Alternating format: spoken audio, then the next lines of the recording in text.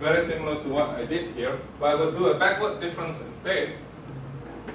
And then it will produce values at grid points that are half a point behind the MN point. Half a point behind. It will produce vectors here and here. I call this a back vector. So a backward difference gradient operator produces back vector, a forward gradient difference operator produces a forward vector. This is one point that I want you to notice. And this concept can be generalized to 3 dimensions. Okay, I can apply this to 3 dimensions very easily. I will have to deal with 3 indices in 3 dimensions, x, y, z. I can also apply this as back difference. Okay, so this is just a big definition of the gradient operator. But what about the divergence operator? The divergence operator can be similarly defined.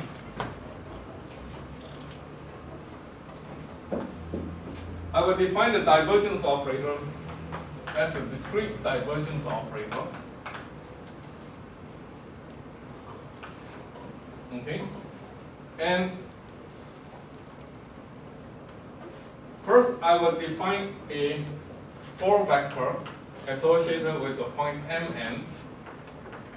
I will define this 4 vector with a tilde, and then as its definition goes, it is associated with points that's slightly ahead of the Mn point in the x component, and then it is associated with a point that is slightly ahead in the y direction in the y component. This is what I call a 4 vector. And then define the discrete divergence associated with the Mn point to be a scalar number, but is actually the back del operator inner product with this 4 vector. Okay, I define this to be my discrete divergence, and you can work this out. Okay, because this is a back del operator, which I have defined it, I can define it in this manner, and that it will work out to be something like partial x hat f m plus half n in x component plus partial y hat f m n plus half in the y component. Okay, this is just a discrete divergence.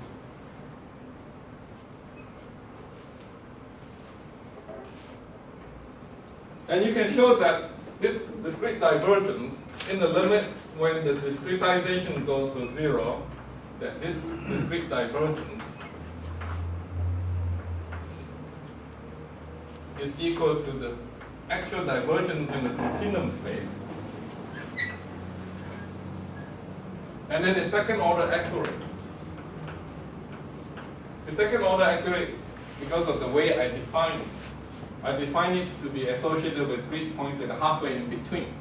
So they are like central differencing, so they produce fields that are second order accurate at the midway grid point. Okay.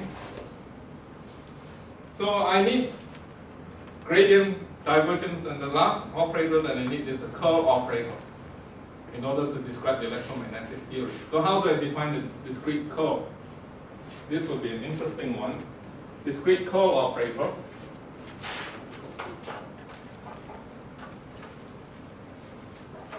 What is the discrete curl? In 2 dimensions, I can define it first. I can define the discrete curl to be the 4 gradient curling or cross product with a 4 vector. Okay, I can take this curve product very easily because all these are defined. All these are vector quantities defined, and then my f is a vector quantity that's defined. I can take the cross product very easily. And if I take the cross product, I get a component that is pointing in the z-hat direction. I will get that thing over there multiplying with f n plus half the y component. Okay, I take this component out minus the fourth difference of f n plus half n. Okay, this is my discrete curve.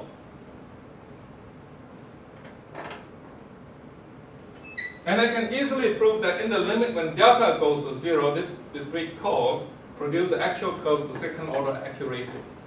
The error is second order accurate, proportional to delta squared. In other words, I can easily show that limit of delta going to 0, this discretization is going to 0, that this is true.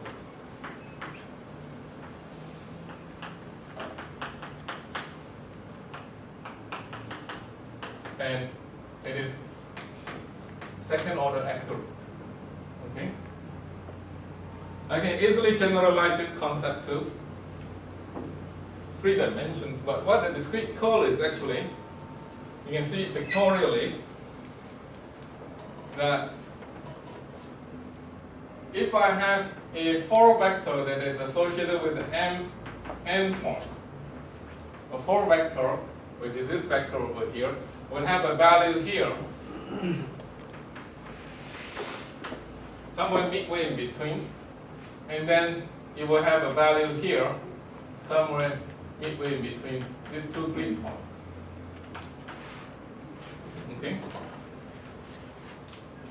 And then what these are the values at this point. This is f m n plus half y. And over here I will have f n plus half n x. Okay, I have those 2 values associated with this 4 vector. And what this thing is doing is that it's taking the forward derivative. These are the forward derivatives of this value at this point. Okay, so what it does is that it's actually taking a value from here. Okay, this is an x, sorry, this is an x. Yes? Shouldn't that be f m plus half n? Let me see, I must have made some mistake here. This should be x, right? Yeah, that should be m plus half n, and that should n switch to. Oh yeah, you're correct. So I labeled them wrongly. So this should be x, this should be m plus half n, and then this should be y, and n plus half. Okay, now I have them labeled correctly now. Thank you for pointing that out. So this derivative means that I'm taking the y component and then taking the value in its forward direction. This is forward differencing. This will be m plus 1 n plus half. Okay, and then producing a derivative that is second order accurate, that's somewhere middle in between. Okay, and then the same thing goes here too. This is the y derivative, is taking the value here plus a value over here. This is y. Okay, the value there is fx n plus half n plus half n plus 1, sorry. Okay, and then do a forward differencing, but producing a value that is second order accurate over there, right? But both of these values are pointing in the z direction. They're scalar numbers in the z direction. I can add them up, and I get a second order accurate representation of this curve, discrete curve. I can easily generalize this kind of concept to 3 dimensions. Okay, if I define a 4 vector associated with a point f and then p to be consisting of x component fx, and then some subscript that I don't want to write now because they're kind of laborious, but generalization of those subscript fy or some subscripts at the right location plus z f z or some subscript at the right location. Okay? And then I can do the second, the discrete curve, which is the for operator operating on this for vector, and it will produce x, y, z. Now it's just not producing a z component, it will produce 3 components here. It will produce 3 components. For this one, it produces a component that points out of the blackboard. Okay, but if I apply this in 3 dimensions, it produces a curve in this very interesting fashion. And I have a picture in my book, on my paper. Okay, so if I have a 4 vector associated with this point M and P, which is this thing over here, it will give me values at a half grid point in the forward direction, x, y, z. So if this is the grid point, it gives me values here.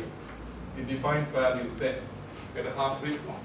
And if I take its divergence, I will produce 3 vectors. For every divergence pair, I will produce a vector that points in that direction for this combination of discrete operator. And then for this, it will produce a vector that points in that direction, and it produces the vector that points in that direction. Can you see that? If you were to repeat this, this is for 2 dimensions, will produce a vector that points out of the blackboard in this direction. But if I repeat this for 3 dimensions, I produce 3 vectors. If I go to the discrete calculus, and each of those vectors are centered at each of the faces by pointing normal to those faces. Okay? And if I associate this result with a point that is the center of this cube, I can imagine myself to be at the center of this cube. What are these 3 vectors with respect to the center of this cube? They are the back vectors with respect to that point. Right? The center of this cube will be m plus half, n plus half, p plus half, right? This is the center of this cube. But the 3 vectors that are produced there are associated with the center of this cube, but they are all behind, slightly behind this center. So they are actually the back vector. So what you have is that this thing produces a vector that is called the back vector. Okay.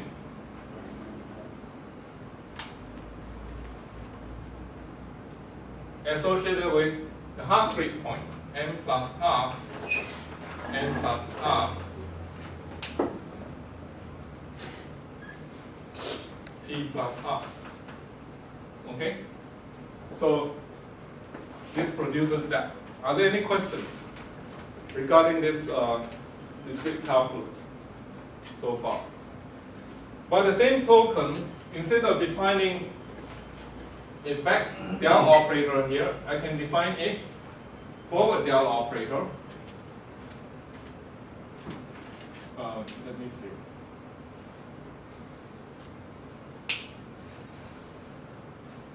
What I have in my note is that if I were to define this thing del operator by operating on a back vector, I have this result. The del operator operating on the back vector at the point M and P produces a 4 vector at the point n minus half, n minus half, and p minus half. Okay? So this, you have the 3 important operators that I can rewrite using discrete calculus: gradient, divergence, and curve. Okay? And I can show that I can derive all the theorems that I have in electromagnetic theory in discretized form. I can have Green's theorem, reciprocity theorem, Poisson's principle, and everything that you need can be described in this language, in this discretized form. Okay? I will talk more about that after the coffee break. Let's take a coffee break and then we can talk about this discrete electromagnetic field, which is by itself self-consistent. Who invented this?